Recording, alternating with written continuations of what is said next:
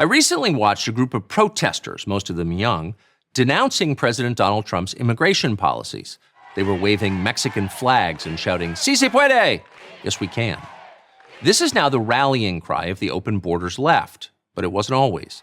In fact, I wondered if a single person at the protest knew where it came from. The slogan first became famous 50 years ago, thanks to Cesar Chavez. He was the founder of the United Farm Workers Union.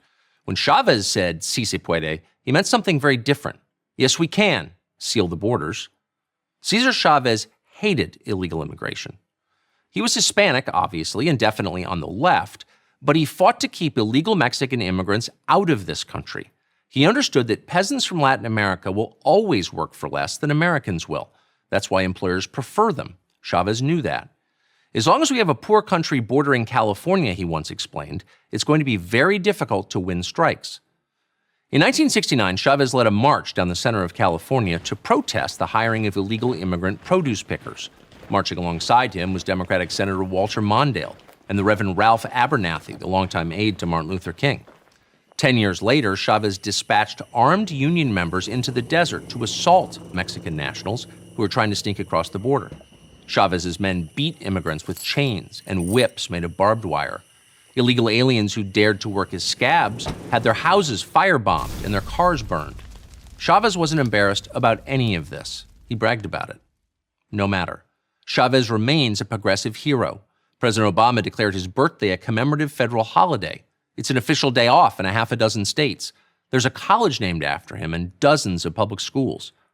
Cesar Chavez's life is a reminder of how much the left has changed and how quickly. Until recently, most Democrats agreed with Chavez. They opposed unchecked immigration because they knew it hurt American workers, and they were right. One study by a Harvard economist examined the effects of the mass migration of Cuban refugees to this country in 1980, the so-called Mariel boat lift. He found that American workers in Miami with a high school education saw their wages fall by more than 30% after the refugees arrived. If you believe in supply and demand, this is not surprising. After the fall of Saigon in 1975, Democratic Governor Jerry Brown opposed letting Vietnamese refugees into California on the grounds that the state already had enough poor people. As he put it at the time, there's something a little strange about saying, let's bring in 500,000 more people when we can't take care of the 1 million Californians out of work. First-term Senator Joe Biden of Delaware agreed. He introduced federal legislation to curb the arrival of the Vietnamese. 2 decades later, leading Democrats were still wary of mass immigration, especially illegal immigration. As Bill Clinton put it in the 1995 State of the Union address, Americans are rightly disturbed by the large numbers of illegal aliens entering our country. The jobs they hold might otherwise be held by citizens or legal immigrants. The public services they use impose burdens on our taxpayers. No prominent Democrat would say anything like that today without being denounced as a racist. Clinton got a standing ovation. As late as 2006, there were still liberals who cared about the economic effects of immigration, legal or illegal. Immigration reduces the wages of domestic workers who compete with immigrants, explained economist Paul Krugman in the New York Times.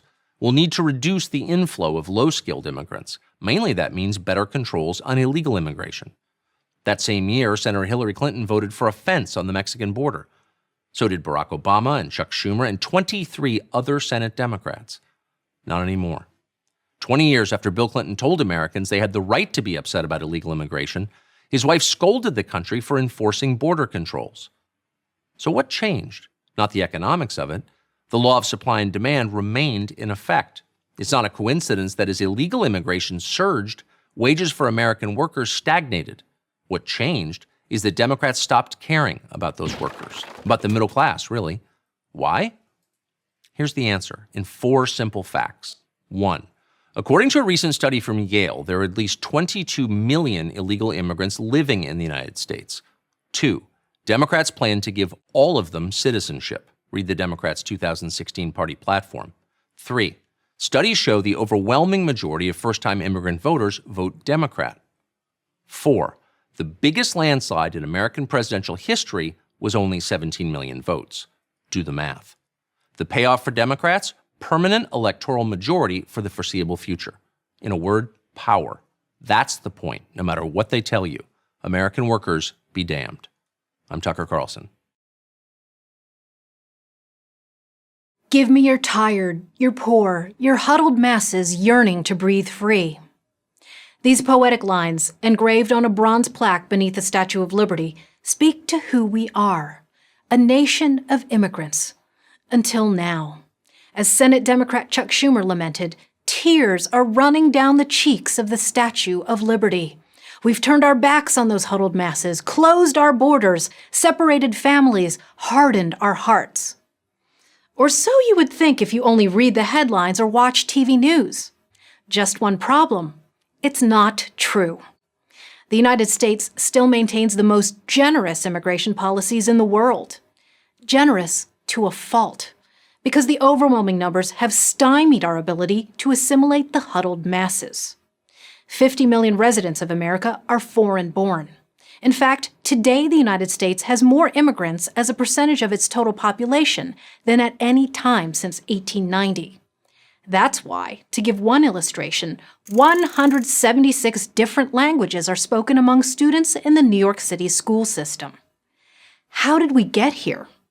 For starters, America grants permanent residence to 1 million people every single year. And that's just the tip of the iceberg because of something you've probably heard referred to as chain migration. Chain migration allows immigrants to sponsor not only their immediate family, parents, spouses, and children under age 21, but much of their extended family once they gain citizenship, unmarried adult children and any children they might have, married adult children and their children, and brothers and sisters and their children. Princeton University researchers, using the most recently available data, found that immigrants sponsored an average of 3.45 additional relatives each. So the 1 million immigrants granted permanent residence each year potentially adds, over time, another 3.5 million. In addition, an estimated 100,000 refugees and asylum seekers, people who claim to be fleeing political or personal strife abroad, enter the country annually. From 2008 to 2017, the U.S. gave green cards to well over 1 million people for humanitarian reasons, allowing them to live and work here permanently. After 5 years, they can apply for full citizenship. We're not done yet. In that same time frame, nearly 500,000 more people came to America through the Diversity Visa Lottery, a program designed to admit more people from underrepresented countries into the U.S. Diversity visa applicants don't need a high school education, job skills, or pretty much anything. And thanks again to chain migration, spouses and unmarried children under 21 of visa lottery winners also get to come to America. This nonstop flow of new legal immigrants, based on family ties instead of skills, abilities, and allegiance to American values, has of course been supplemented by millions who enter the country illegally and stay illegally. Dominant media outlets use the euphemism undocumented, but the official U.S. government term, used in federal statutes, is illegal alien, an unlawful entrant who came without permission and stays in open defiance of our laws. The number of illegal aliens in the country is usually given as 11 million. But have you noticed that number never seems to change? Common sense suggests it's higher, much higher. And though illegal aliens themselves don't qualify for welfare, they receive free health care in our clinics and hospitals. And through their American-born children, they can expect to receive all manner of benefits, cash aid, food stamps, and housing vouchers. Their children are entitled to a free education in public schools. Building a high-tech border barrier would certainly help stem this flow. Ending chain migration is another obvious remedy. E-Verify, the national database that allows employers to check workers' immigration status, is also essential. So is a fully functioning entry-exit system to track visa overstayers. But all solutions will ultimately fail unless we get control of the numbers and enforce our laws consistently. It's Sovereignty 101. This is our home, and we have not only the right, but the responsibility to determine who comes in, how many come in, and what qualities and qualifications they bring. The truth is, we let in millions, and of course, millions more want to come. Who can blame them? But it's simply not possible or desirable to let in everyone. And it's not hateful to say so. It's not hateful to protect our borders. It's not hateful to protect our citizens. It's not hateful to protect our values. Lady Liberty may be shedding tears, not because we've stopped welcoming immigrants, but because our ill-conceived immigration policies are threatening the American dream. I'm Michelle Malkin, CRTV host and author of Invasion and Sold Out for Prager University. Every sensible immigration policy has two objectives. One, to regain control of our borders so that we decide who enters, and two, to find a humane way to deal with the 11 million illegal immigrants who now live among us. Start with the second. For both practical and moral reasons, America cannot and will not and should not expel 11 million people. That leaves us with two choices: ignore them or figure out a way to legalize them. Ignoring them hasn't worked, but there's also a huge problem with legalization. It creates an irresistible incentive for new illegal immigrants to come. We say, of course, that this will be the very last, very final, never again, we're not kidding this time, amnesty. And everyone knows it's phony. That's what was said in 1986 when we passed the Simpson-Mazzoli immigration reform. It turned out to be the largest legalization program in American history. Nearly 3 million people got permanent residency. There was no enforcement. We now have 11 million new illegal immigrants in our midst. The irony of this whole debate, which bitterly splits the country, is that there is a silver bullet that would not just solve the problem, but also create a national consensus behind it. A vast number of Americans who oppose legalization and fear new waves of immigration would change their minds if we could radically reduce new, i.e. future, illegal immigration. And we can. First, build a barrier. Call it a wall, call it a fence, call it what you will. Add cameras and sensors, add drones, beef up the patrols. All that matters is that we regain control of the border. Fences work. The triple fence outside San Diego led to a 90% reduction in infiltration. Israel's border fence with the West Bank produced a similar decline. Even holier-than-thou Europeans have conceded the point. Hungary, Macedonia, Bulgaria, Austria, Greece, Spain, why even Norway have all started building border fences to stem the tide of Middle Eastern refugees. Then enforce two other measures: a national e-verify system that makes it just about impossible to work if you're here illegally, and a functioning visa tracking system, since 40% of illegal immigrants are visa overstays. The wall fence will, of course, be ugly. So are the concrete barriers to keep truck bombs from driving into the White House. Sometimes function has to supersede form. And don't tell me that this is our Berlin Wall. When you build a wall to keep people in, that's a prison. When you build a wall to keep people out, that's an expression of sovereignty. Of course, no barrier will be foolproof, but it doesn't have to be. It simply has to reduce the river to a manageable trickle. Once we do, everything becomes possible, including dealing with our 11 million illegal immigrants. So let's fix that. Track the visas, do e-verify, build the damn barrier. It's ridiculous to say that it can't be done. And who would certify that the border is back in our control? I would have a neutral party, perhaps a commission of retired jurists, issue the judgment. Once they do, we legalize the 11 million, granting them the right to stay and work here. We can't give them citizenship. That's a bridge too far. You don't get to join the political destiny of the country by entering it illegally. But any children born here would be American, which means that over time, the issue resolves itself. The American people are legitimately angry at the price American society has paid due to illegal immigration. But they are also a generous people. Once they're assured that we do indeed control our borders, that anger will abate. A national consensus will emerge. Radical border control followed by radical legalization. No mushy compromise.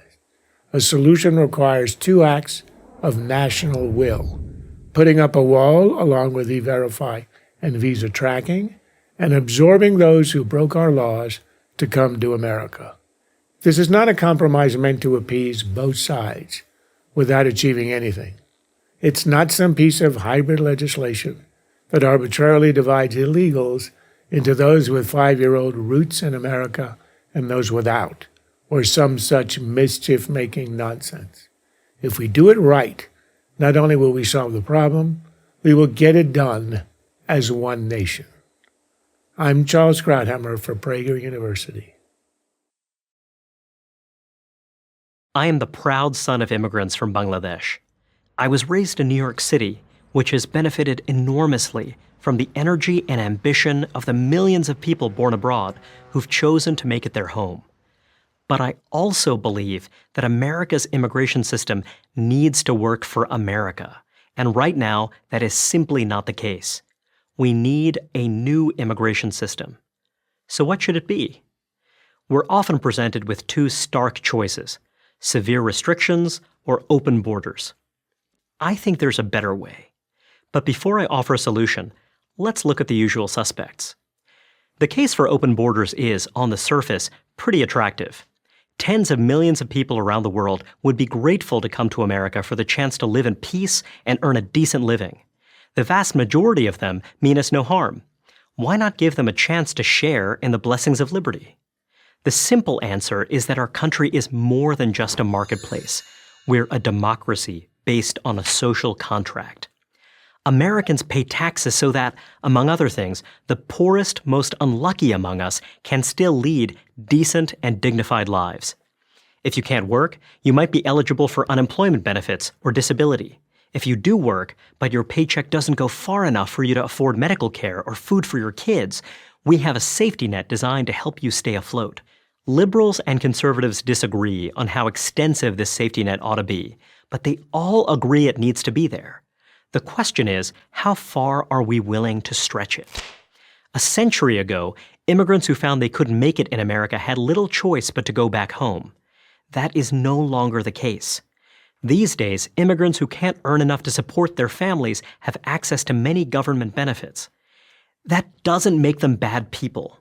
In an age of offshoring and automation, wages for menial jobs don't go very far. If we only admitted a modest number of low-skill immigrants, say as political refugees, we could easily handle it. But over the past 40 years, we have allowed millions of low-skill immigrants into the country, both legally and illegally. While highly educated immigrants pay far more in taxes than they consume in benefits, the opposite is true of immigrants with less than a high school diploma. Immigrant engineers working for Google, Amazon, and Apple do just fine without government help. The immigrant janitors and busboys who serve them struggle to afford housing and to give their kids a decent start in life. Without government aid, many would go hungry. If we were to open our borders, the number of low-skilled immigrants would skyrocket, and so too would the cost of meeting their needs. Ironically, this would only exacerbate the wealth disparity that so animates the open borders crowd. Maybe the rich could wall themselves off in gated communities. But the growing ranks of the poor and even the middle class would have to deal with ever more strained social services. That could provoke resentment strong enough to set off real class warfare. If open borders are a bad idea, so too is severely restricting immigration. For one, immigration has always been part of the American story, and it continues to be an essential source of talent, from Silicon Valley to medicine to pro sports. Why shut ourselves off from the dynamism and energy that immigrants can bring? Thankfully, there is a way to fix this problem. We can modernize the system to give priority to those who have strong skills and job offers. People, in other words, who will pay more in taxes than they need in benefits. Today, we admit about 2/3 of immigrants on the basis of family ties and only 15% on the basis of skills. We need a course correction. We should limit family immigration to immediate family members, such as spouses and minor children, while greatly expanding the number of skills-based visas. A skills-based point system would be a huge boon for people around the world looking to live the American dream. It would give them a predictable, step-by-step guide for how to better their chances at a green card.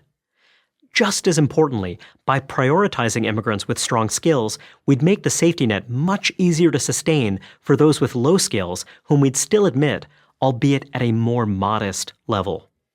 Let's announce to the world that if you're ambitious, if you have skills we prize, the golden door is open. If you can support yourself and your family and add to our economy, we want you. If we aspire to an immigration system that works, this is the most realistic and idealistic choice. I'm Ryhan Salam, Executive Editor of National Review for Prager University. I picked a fine time to become an American. It was a grey, overcast morning in Oakland, California. I was one of 1,094 people of every colour and creed from 85 nations, beginning with Afghanistan and ending with Yemen. We had gathered, anxiously clutching the requisite documents, outside the rather antique Paramount Cinema. I wasn't the only new citizen of European origin, but we were a distinct minority. Rather to my surprise, the Chinese were the most numerous group, accounting for close to a fifth of the new Americans. How many Americans became Chinese citizens that week? Next were the Mexicans, more than 150 of them, then the Filipinos, closely followed by the Indians.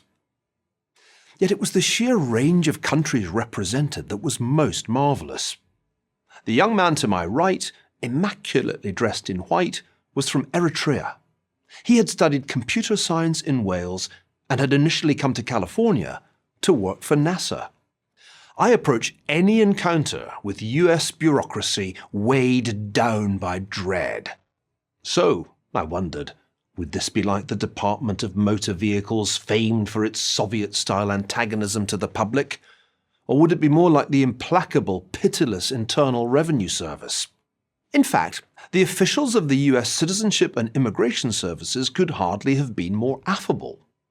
The Master of Ceremonies was a genial, balding, bespectacled chap who won his audience over with a virtuoso display of multilingualism, chatting to us in what sounded like pretty fluent Spanish, Chinese, French, Hindi, and Tagalog. Yet this was very far from a multicultural occasion. Quite the reverse.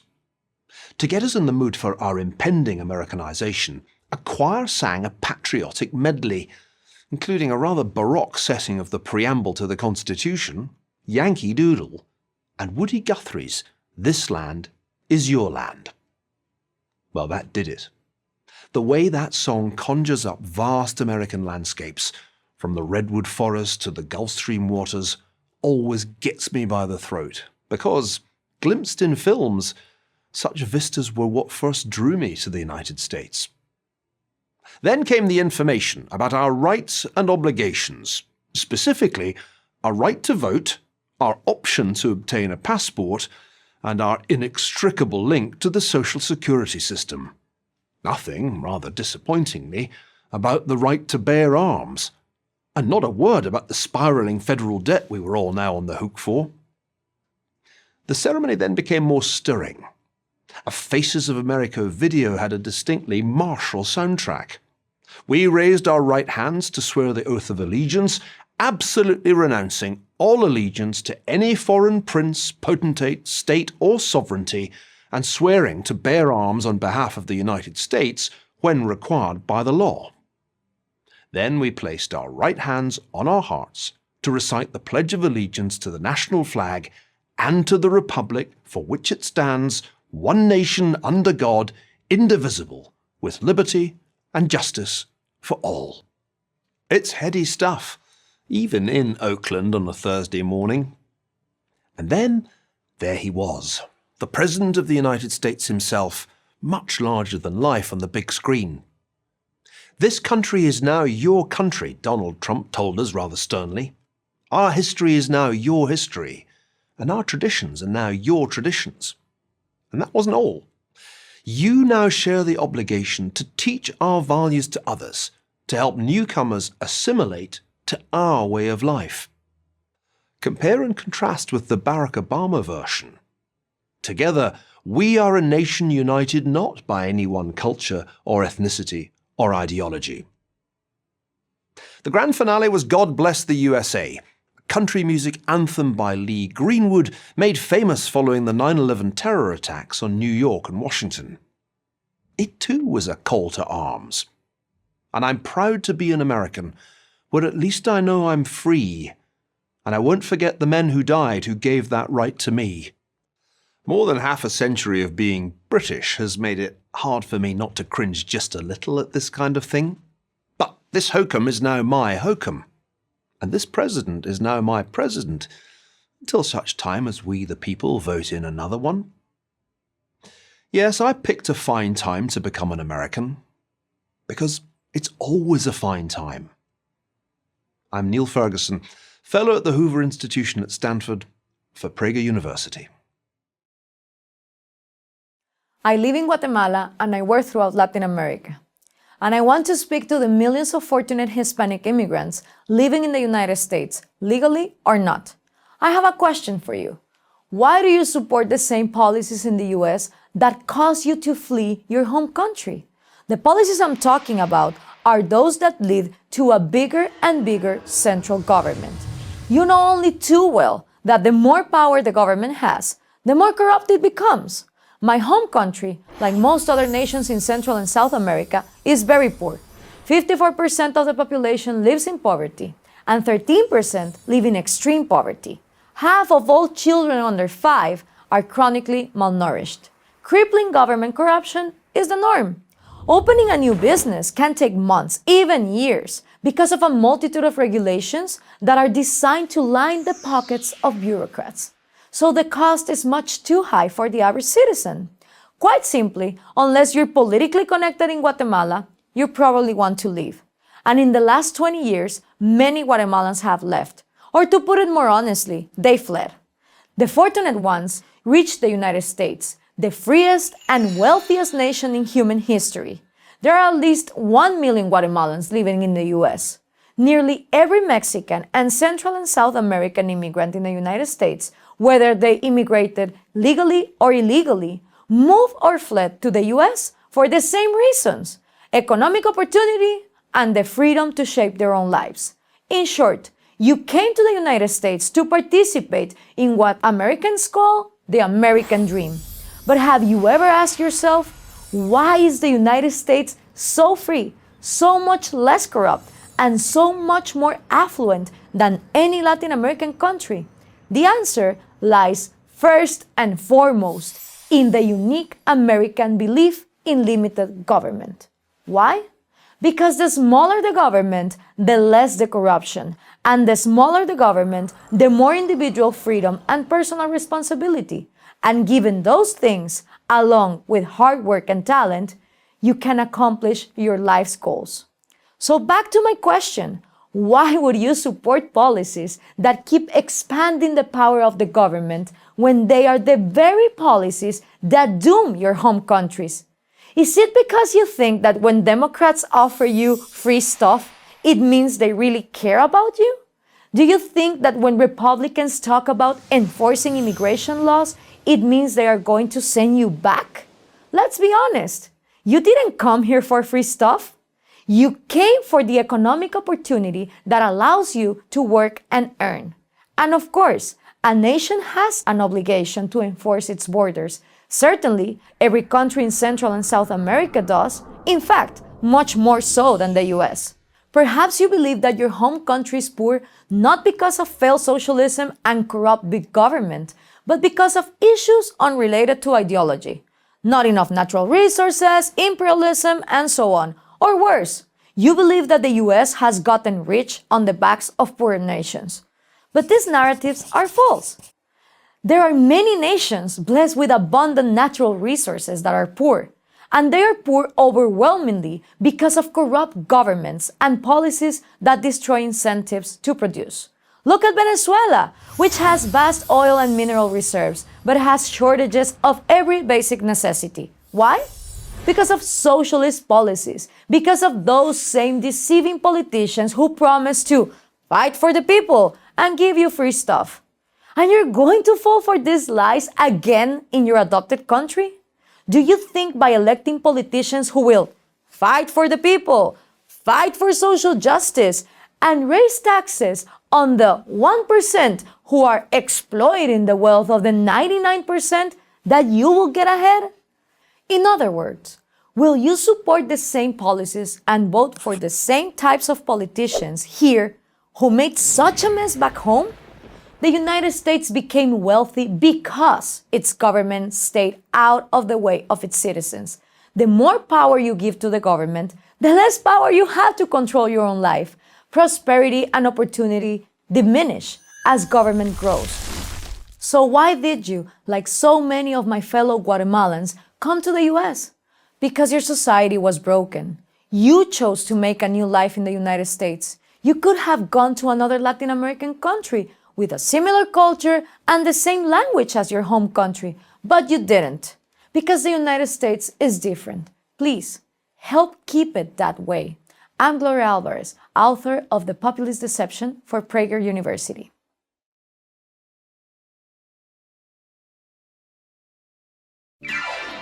Sweden, home to hot blondes, dead Vikings, and the Swedish chef. Now, add another thing to this list. Sweden is now the proud owner of the title, the rape capital of Europe.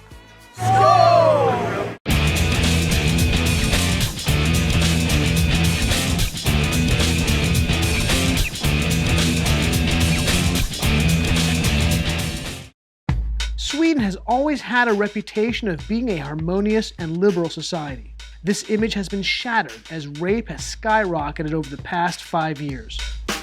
At the same time, Sweden has been going through a revolutionary demographic shift that has seen the country take in more refugees from Islamic countries than any Western nation in the world. This immigration has led to culture clashes and to enclaves of self-contained societies across Sweden. This is Annika Henroth Rothstein. She's a Swedish journalist who has extensively covered the Middle Eastern migration into Sweden. What we have is, first of all, a Swedish culture. Then we bring in, like last year, 190,000 people that come from a very different culture, a culture that isn't liberal, that has radically different views on women, on sexuality, on gender, on all these things. There's an explosion. Yeah, it will be clashes. This is Rinkeby, a leafy northern suburb of Stockholm, also a completely Islamic area. The police have said this is a complete no-go for them and for journalists. Here, a 60 Minutes crew from Australia is attacked while doing a story on Rinkeby. In order to come here and to prosper, you have to adapt to that culture. And that what we're doing in Europe is the complete opposite. They are saying, how can we adapt to you? Do you think that Sweden has a responsibility to adapt to the immigrants' culture coming in? Definitely. Should a woman, when they come here, dress, modestly, with pants and with sleeves? Is that important? It is our culture. If you come to Rinkeby, obviously everywhere in Sweden is a dress code, I got Swedish girlfriend. Sometimes I say we go to Rinkeby, he's scared. Right. He's scared. Is it dangerous here sometimes? Sometimes, yeah. We found out exactly how dangerous when, while we were setting up a shoot at a neighboring location, we were approached by 5 men and told to leave. While my crew took off, I stayed to simply ask why we had to leave. Because I was still wired, we had the sound of what happened next. How come it's a problem to film here? I don't want to be filmed. I know, but why? What's the why? I just don't want to. But why? Let me see. Let me see. I'm not filming anything. Look. Show me what you got. Let go of me. Show me what you got. Show me. Show me your phone. Let go. I'll show you. I don't want your phone. Show me. Let go now.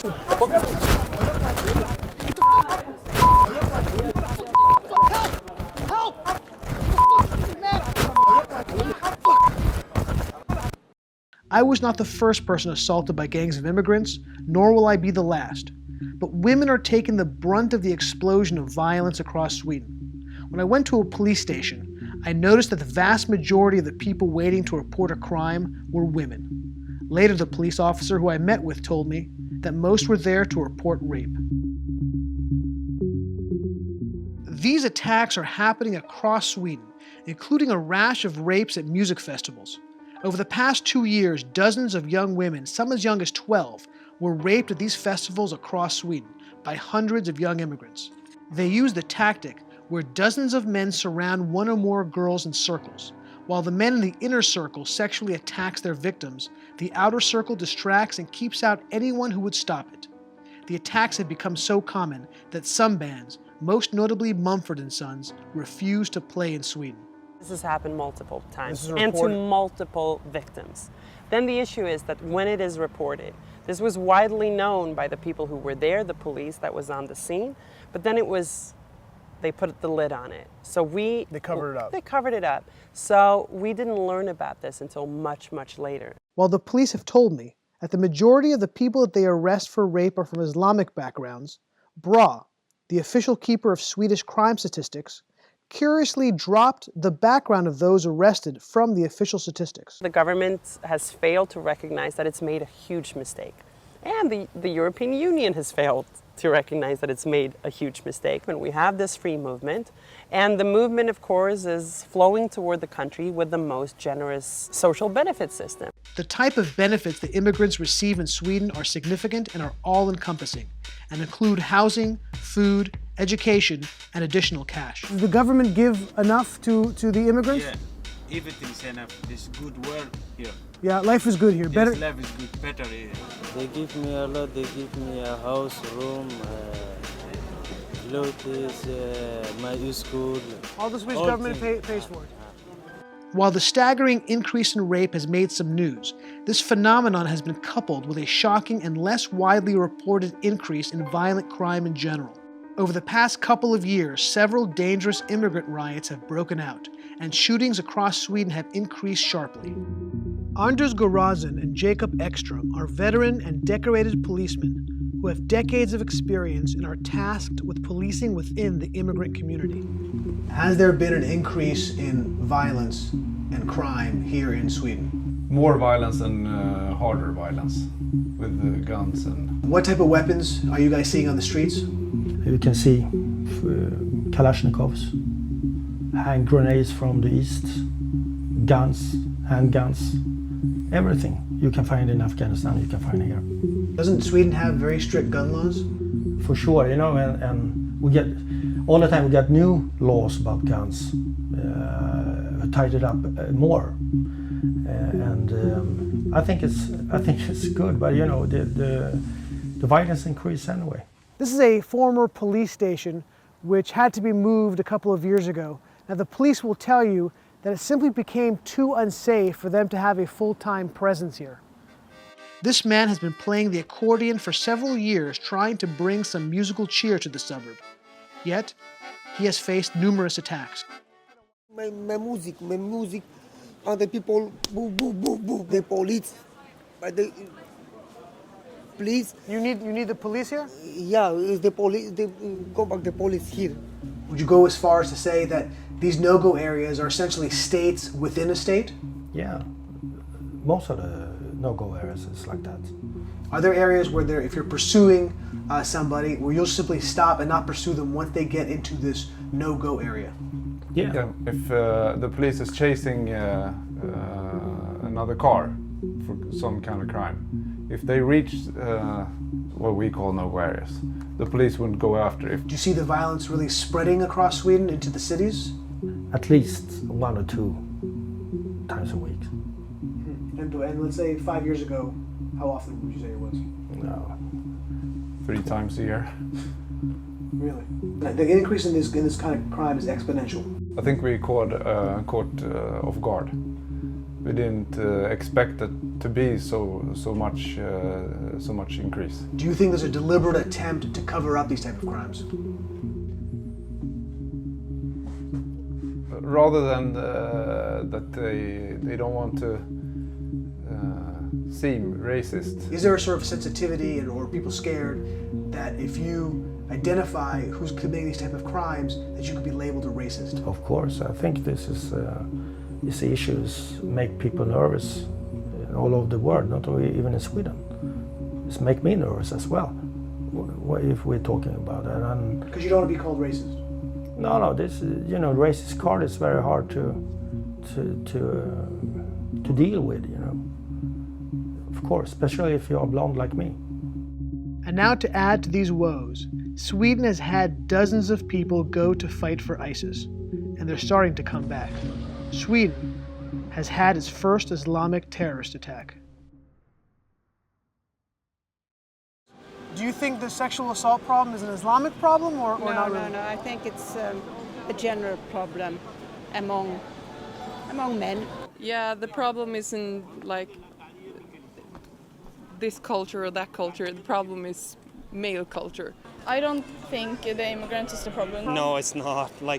That's just a tiny bit of the problem, and when that happens, it's because we didn't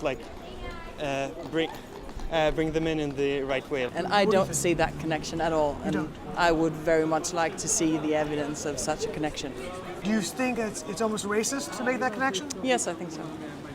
Is there a point where you think that Sweden's done too much to bring people in, or do you think there's... No, there is no too much in helping people. And is there a limit, do you think, to how many immigrants Sweden can take? No.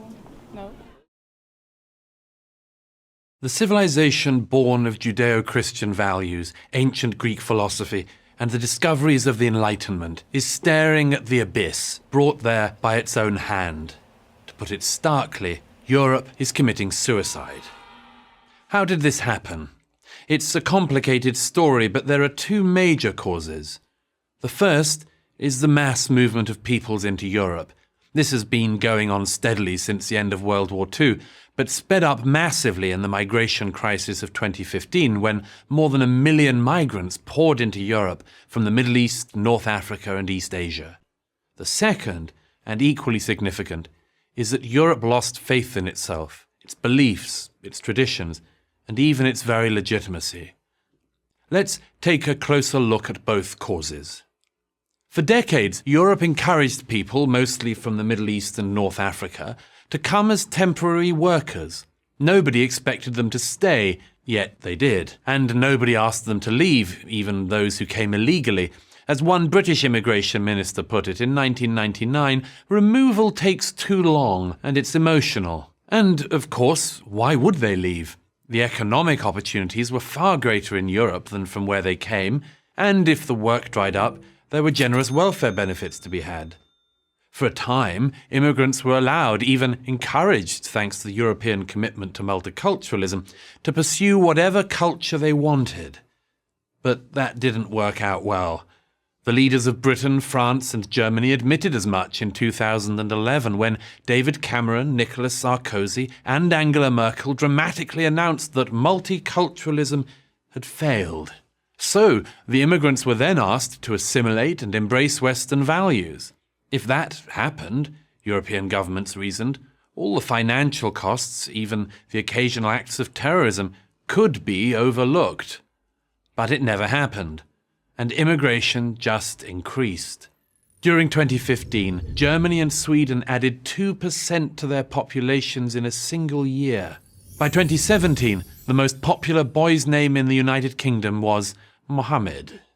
So, why did European leaders decide Europe could take in anyone in the world, whether fleeing war or simply seeking a better life, no matter how different or even opposed their values were to European values? The one-word answer to this question is guilt. Aren't these refugees, the thinking goes, fleeing the consequences of European imperialism? Didn't we mercilessly exploit these unfortunate people in their home countries? Aren't we the cause of their misery? Accepting them into Europe is meant to be a wiping away of this guilt. This is especially true of Germany. In allowing 1.5 million people into her country in 2015, Angela Merkel was, in effect, proclaiming to the world that Germany, the great aggressor of the 20th century, the architect of the Holocaust, would be the humanitarian superpower of the 21st. A noble sentiment, perhaps, but who pays the price? The ordinary citizens of Europe, who've seen crime and terrorism increase exponentially. Their fears and frustrations have been largely ignored, or worse. In October 2015, the German government designated that 800 newly arrived immigrants were to be housed in the German town of Kassel. Concerned residents had a meeting to ask questions of their representatives. As a video recording shows, that his citizens were calm and polite, and then, at a certain point, their district president informs them that the refugees are coming regardless of their objections, and anyone who does not agree with the policy is free to leave Germany. This official attitude, if there is a problem it's not with the refugees but with the citizens, reflects a sense of what I call tiredness. A feeling among the elite class that the European story has played out, that we've tried religion and all imaginable forms of politics, and that each has one after another led us to disaster. We taint every idea we touch, so who's to say that the world wouldn't be better off without us? Of course, only people who have no idea how lucky they are could take this view. Ironically, no one knows this better than those refugees who truly did assimilate and who defend Western values. Extraordinary people like Somali-born Ayaan Hirsi Ali, who left the Netherlands because she believed in the principles of the Enlightenment more than the Dutch did. Or Hamid Abdel Samid in Germany, whose life is threatened by fellow immigrants because he defends European values. This is the stuff of suicide. The self-annihilation of a culture. It is possible that ordinary Europeans will join their leaders in this pact, but recent opinion polls suggest that they have no intention of doing so. How they act on that intention will be the great story of the years ahead. Are we about to witness the end of Europe, or its rebirth? I'm Douglas Murray, author of The Strange Death of Europe, for Prager University. What's up, guys? This is Will Witt from PragerU. Today we're at the Keeping Families Together March here in downtown LA, and we're going to see what the people are marching about. Hitler was trying to put himself in place of God. That's what Trump is doing. Do you think we should have open borders? Well, the borders are kind of a construct, so in a sense they are open. What does your sign mean? It's abolish ICE, abolish Trump, and Ivanka Trump's a complicit. Do you think we should build a wall? No, Why not? it's unnecessary. Il Duce, Mussolini, Hitler, Stalin, Putin, any of these guys, Pol Pot, Trump, yeah, they're all birds of a feather. We don't have accurate information. We do not have a democracy. For that, I do not forgive Trump. Do you guys think we should have open borders? I think personally we should. I have stopped coloring my hair ever since Hillary got the big FU from the American people. I don't color my hair anymore. Well, you look fantastic.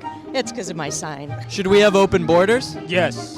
We know borders in all the world. What does your sign mean? It says ICE is a terrorist organization. If someone crosses the border illegally, what should we do with the child? Keep them with a family. And just let them into the country? Yes. Okay, so we shouldn't build a wall? No. Why not? Because it's shown that it doesn't work. If that's the case, then everyone should have a wall up. Everyone should have a wall up. That's why celebrities have walls around their homes, so that people can't get in. True. But if... True. Okay. This separating children from their families is a horrible thing, and it was happening under Obama as well. So it's not just Trump's fault, right? I would... And why should we abolish ICE? ICE is tearing families apart. It's a pointless kind of program. There's a longer conversation we can have about my opinion about the Native Americans, and I think what happened to them was extremely tragic, and that is also a form of terrorism. Yes, I think that the land belongs to the natives. We should give it back to them. Absolutely. So we should leave. Yeah. When are we flying out? Right now. Okay. What's up, Gators? This is Will Witt with PragerU. Today we're at the University of Florida, and we're asking people about ICE, and we also ran into a little climate change protest. Let's do it. What are your thoughts on ICE? On ICE? Oh, it's... Honestly, I don't know that much information about it, but I know it's like... I feel like it's kind of unfair. I think ICE, currently right now in this political administration, they're doing more harm than good. Under the current, political climate, I don't really agree with, one of their policies. You hate ICE? Yes. Why do you hate ICE? Because I think that that's ridiculous that you're going to block out people that coming into the country that we were founded on immigrants. So how are you going to take them out? Yeah, take them out. Do you think there's a difference between legal immigrants and illegal immigrants? For sure, but I don't think that it's right to build a wall. What do you guys think about ICE? Well, it is a naturally occurring phenomenon on Earth, and it exists in the poles seasonally. That's true. That's true. Put in your drink? I like it. Do you think illegal immigration is a big problem? Like you talk about education and stuff, and illegal immigrants take advantage of these programs that the taxpayers pay for? I don't think illegal immigrants take advantage of things like free healthcare, free education by any means. Do you think there's a difference though between legal and illegal immigration?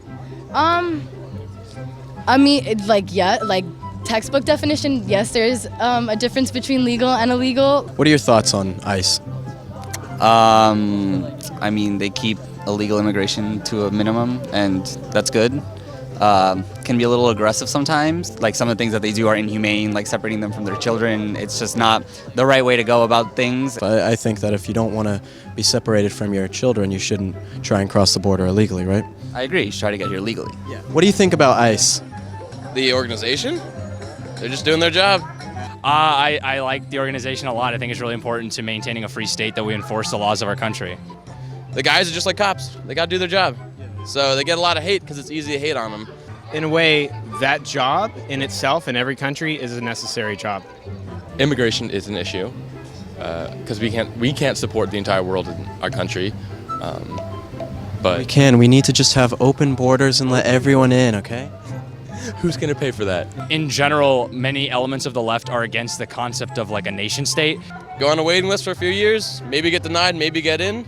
That just lay the land. You know, it's how it's supposed to work. We are here because we believe that climate change is an important issue that impacts all of us, and we want to highlight the important intersection that holds with immigration. Which is why we will continue to show up until our university, our government, and our country understand that.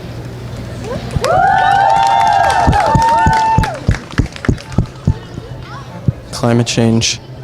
Climate change has no borders, okay? It's open borders, climate change. Aren't you with Antifa? Best not to talk to him. You were at the Antifa table the other day, right? But yeah, just it's best not to talk to him. That's a yes. You think climate change affects immigration? Climate change will be the world's most awful leveler. It will force 100 million people out of Bangladesh. It'll force 5 million people out of South Florida. It'll force millions of people out from everywhere. Yeah, climate migration is definitely a thing. Doesn't matter so much whether it's legal or, I mean, it does matter if it's legal or illegal. It's just more so that people are literally losing their homes, whether it's rising sea level or climate change or natural disasters, just making where they currently live like not a thing anymore. Where do you see like the rising sea levels and natural disasters destroying homes? All over the world, realistically. In the 70s, they thought it was going to be an ice age. They thought it was going to be the opposite. Like Al Gore said that like polar bears would be dead by this point now. Now there are more. Seriously. There are more polar bears now than there were when Al Gore said that. No. Yes. No. But go ahead, you can argue. So your science says what? That this isn't happening? This is not of a worry? No, not at all. Not at all. What's your answer? Well, I'm more of the sense that the free market is more in tune to help. Really enough. Like the flash drive, right? This was like eco-capitalism that saved millions of trees because you have a flash drive that you can put files on. It's like a wonderful thing, right? And to me, it's sad that something like climate change has been politicized and it's turned into what it is. But well, because I'm a more conservative person. It's like people think that I just hate the environment because I'm a conservative, and it's like that's not the case at all. It's sad that. You guys know what PragerU is? Yeah, they know what it is. Yeah. It's sad that it's like. You got to defend them.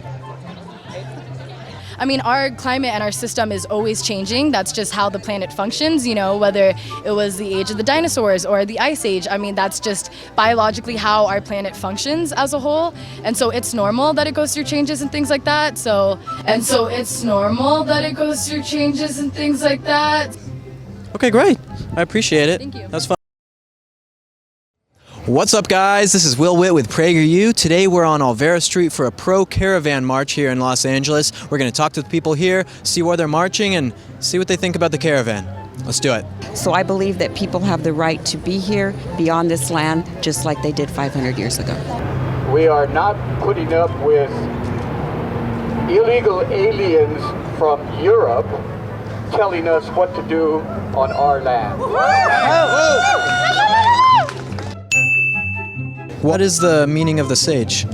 It's California white sage, and it's to take away all negativity and to purify the area. Brothers and sisters, come together and fight the real enemy. And that's the invaders from across the ocean that do not belong here. See it? You guys gotta start thinking this way. Mass migration calls us to mobilize for communism. So we're for a system without borders, without nations, without capitalism, without money. We learned from the Russians and the Chinese Revolution that the next revolution has to be for communism. Didn't like 100 million people die during communist revolution? Where? In Russia and China? No, it's not true. It's lies. Okay. See it? You guys gotta start thinking this way. I asked you if you were pro-racist, because Of course. capitalists are pro-racist. Why are we? I don't know about how that. was that? Okay. What do we want? Justice! When do we want it? Now! Just a question. Did your guys' parents, grandparents, did they come in illegally or legally? Do you know? I have to ask, but I think for the most part, they probably... We intend here a plurinational California republic. Yeah, Trump is an Yeah. But so was Obama. Yeah. So was Clinton. The solution is simple. Besides the destruction of the empire, these people are, there's one of them there, they're the modern day Gestapo. Yeah! If you don't know what the Gestapo is, that was the police of the Nazis. Yeah. And as a history teacher, I teach my students about World War II and the Nazis and all that. See it? You guys gotta start thinking this way. U.S. imperialist, #1 terrorist! All right, guys, we just finished up here at the pro-refugee, pro-caravan, and honestly just pro-communism march. This is the leftist future that they want.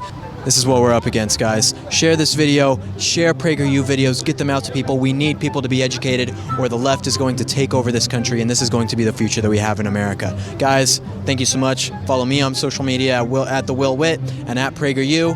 See you guys next time. See it? You guys gotta start thinking this way. Aloha, everyone. That's Hawaiian for What's Up, guys. This is Will Witt from PragerU. Today, we're in Waikiki Beach talking to people about illegal immigration and whether Hawaii should be a sanctuary state. Let's do it. What are your views on illegal immigration? Well, I wouldn't call it illegal to begin with. Oh my gosh, that's such a hard question. This isn't the land of the people who claim for it to be illegal. So, yeah, I think that term in and of itself is problematic. The natives in America are not immigrants. The natives of Hawaii are not immigrants. You guys like Starbucks? I love Starbucks. Yeah. It's great. I do really appreciate it. Capitalism, Starbucks. No, capitalism and the corporate world. Yeah. So like if someone from, I guess, let's say like the Philippines came to Hawaii, immigrated here, but didn't become a citizen, is that illegal? I mean, yes, it is illegal, but I think it's important to note that the people who decide what is legal and what isn't, like, are not indigenous to Hawaii either. Do you think Hawaii should be like a sanctuary state? I'm so in support of having a sanctuary in the U.S., but I think Hawaii is a bad place because... Yeah, not Hawaii. I mean, ideally, I think every state should be a sanctuary state. I feel like it's already kind of overpopulated. The local community here, Yeah, like, it's not a good idea. It's not a good idea to send more people here. Locals don't want illegal immigrants here? No, that's not it. It's like, it's not that they don't want illegal immigrants. It's that like everyone's already coming here and kind of taking over. If people are interested in coming into our borders, there's just a process that has to be followed. Do you think it's fair for people who, like illegal immigrants who come, to get benefits from the government if they don't pay taxes like we do? Oh, that's a hard one. Oh, he hit it. What do you think about that? Is that right? Of course not. They got to pay dues. I mean, some people take advantage because Americans, we're the nicest people in the world. I think we give too much a lot of times, but that's what makes us a good country. It's like a double-edged sword. We want you to come, but don't come over here bringing it and killing people. You think it's okay for those illegal immigrants to come to the rest of the USA, just not Hawaii?